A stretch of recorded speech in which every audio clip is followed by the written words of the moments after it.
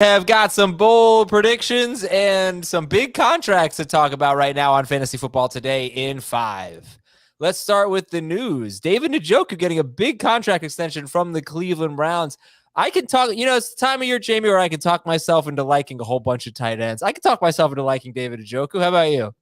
Yeah, I think after, they moved on from Jarvis Landry and didn't necessarily make a splashy replacement, and I'm not including Amari Cooper because they brought in Cooper before Landry left.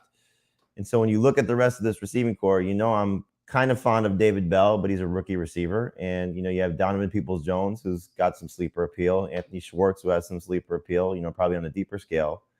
The fact that they made this commitment to David Njoku with the upgraded quarterback situation, I think he falls in that group of, anywhere from like 10 to 15, maybe even 10 to 20 in terms of where I have him ranked. And I'm sure most people will have him ranked of guys that can, certainly get off to a good start. He's got a favorable schedule early in the season. And so there's a little bit to like about David Njoku and maybe a lot to like about David Njoku if, in fact, Deshaun Watson's not suspended for, more than half the year.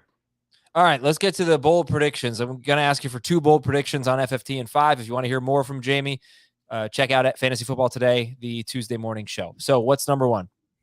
Let's go. Russell Wilson will be the number 1 quarterback. I don't know if that's as bold as maybe some of the other ones we'll talk about, but I certainly like the setup for him. Going to Denver, chip on his shoulder, wanting to prove that he can be an MVP quarterback, wanting to prove that he can lead a team from a passing perspective. He certainly has led his team to success, but I think, as we know, has never really been given the due from an MVP standpoint and maybe, the due overall because of how good the Seattle defense has been, how good the Seattle run game has been. But I think Denver making this move to go get him speaks volumes to, I think, what they expect from him. And we've seen, quarterbacks come to Denver before, Peyton Manning specifically, and in a similar situation, when maybe people were writing him off a little bit.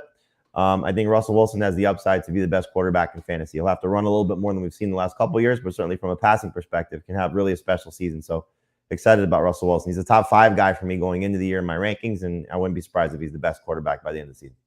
All right, he does have a number 1 finish once in his career. It's the lowest scoring QB1 season in the last 11 seasons. Actually, 2010, Tom Brady scored 371 fantasy points. That's the last time a number 1 QB in 6-point per passing touchdown league scored fewer than Russell Wilson did in 2000. I want to say 2017 was his QB1 season.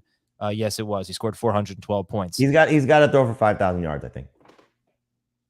Boy, that would be a lot for him. It'd be a lot.